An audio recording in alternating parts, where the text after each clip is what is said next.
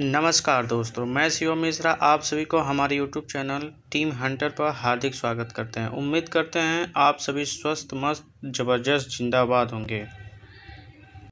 तो दोस्तों, मैं माइनर सब्जेक्ट वैदिक गणित का कुछ महत्वपूर्ण टॉपिक के बारे में डिस्कशन करेंगे। तो दोस्तों, वैदिक गणित क्या होता है? वैदिक गणित का समान अर्थ होता है वेदों से प्राप्त एक गणित, जिनका खोज का श्रेय श्री भारतीय कृष्ण तीर्थार्थी जी को जाता है, जिन्होंने 1911 से 1918 के बीच में इनकी खोज की थी। किसकी खोज? वैदिक गणित की खोज। तो दोस्तों, वैदिक गणित की गणना एक प्राचीन प्रणाली है। वैदिक गणित की गणना एक प्राचीन प्रणाली है, जिसमें क्या होता है? जिसमें समस्याओं को आसान और तेज तरीके से हल करने का एक वैदिक तरीका होता है, जिसमें तकनीक और सूत्र शामिल होते हैं। तो दोस्तों, वैदिक गणित में क्या होता है? इस समस्याओं को आसान, तेज और सूत्रों को शामिल करने में संग्रह शामिल होते हैं। इसमें 16 सूत्र शामिल हैं और 13 उपसूत्र शामिल हैं। वैदिक गणित में कितने सूत्र शामिल हैं? 16 सूत्र और 13 उपसूत्र। वैदिक गणित, इसके सूत्रों का उपयोग हम कहाँ करते हैं? अंकगणित में, ज्यामिति में, बीजगणित में और संकुकलन से जुड़ी समस्याओं को हल करने में किया जाता है। यानी वैदिक गणित का हम उपयोग कहाँ करते हैं? अंकगणित, ज्यामिति और बीजगणित में। वैदिक गणित में छात्र क्या करते हैं? इसे अभ्यास करके इससे समय बचाते हैं और अपनी शक्ति यानी अपनी माइंड को विकसित करते हैं और इससे ज़्यादा बढ़ने के फायदेमंद होते हैं। क्या? दिमाग। वैदिक गणित का यूज हम प्रयोग करके इसका हम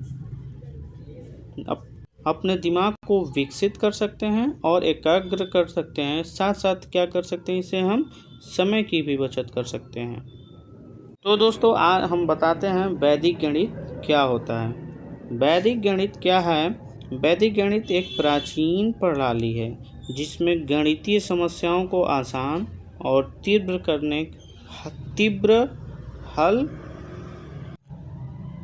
तरीके से हल और तकनीकी सूत्रों का संग्रह शामिल है।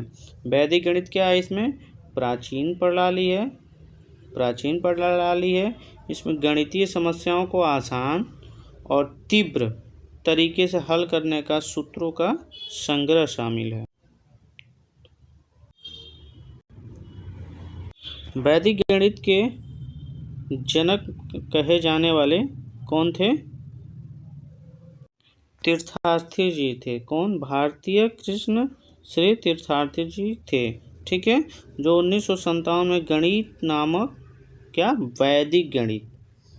वैदिक गणित नामक पुस्तक प्रकाशित किया था, जिसमें 16 सूत्र थे और 13 उपसूत्र थे।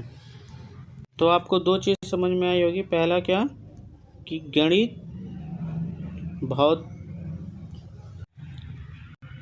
पहला कि वैदिक गणित की खोज किसने की? भारतीय कृष्ण श्री तीर्थार्थी जी ने। दूसरा क्या है? इसमें 16 सूत्र और 13 उपसूत्र थे, जो 1957 में वैदिक गणित पुस्तक की निष्कासित हुआ था, यानी प्रकाशित हुआ था इसका। ठीक, 1884 ईस्वी के पूरी गांव में तीर्थ जी ने 1918 और 1911 और 1918 के बीच वेदों से वैदिक गणित की खोज की। तीर्थार्थी जी गणित में मानविकी विज्ञान यानी और संस्कृत विषयों पर अत्यधिक कुशल थे। उन्होंने वेदों से, विशेष रूप से ऋग्वेद से किस वेद से? ऋग्वेद से प्रत्यक्ष और अप्रत्यक्ष रूप से खोजने का दावा किया था। यानी कौन कौन से वेद से? ऋग्वेद से, ऋग्वेद से। ठीक।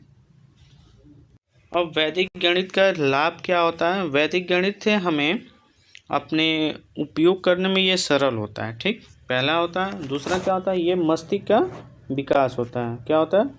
मस्तिष्क का विकास होता है। तीसरा, इसे रचनात्मक यूज किया जाता है। और वैदिक गणित का अधिक प्रयोग करने से IQ लेवल क्या होता है? IQ लेवल का विकास ज़्यादा होता है। ठीक है, आइए हम कुछ महत्वपूर्ण क्वेश्चन के बारे में डिस्कशन करते हैं।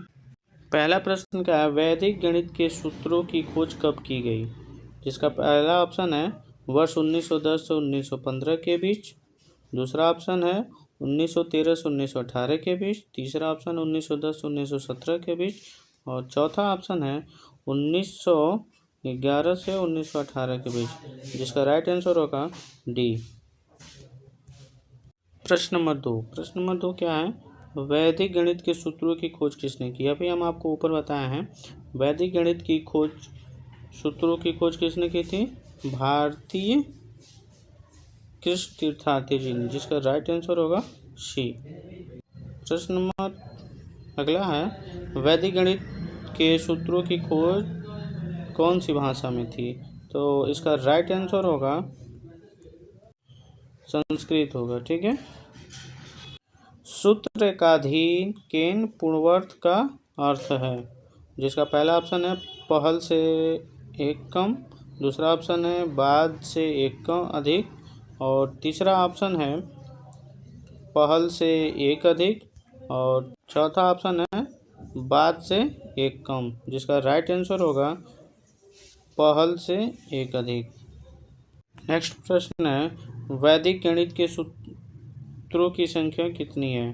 तो वैदिक गणित के सूत्रों की संख्या 16 है। कितनी है? 16 है।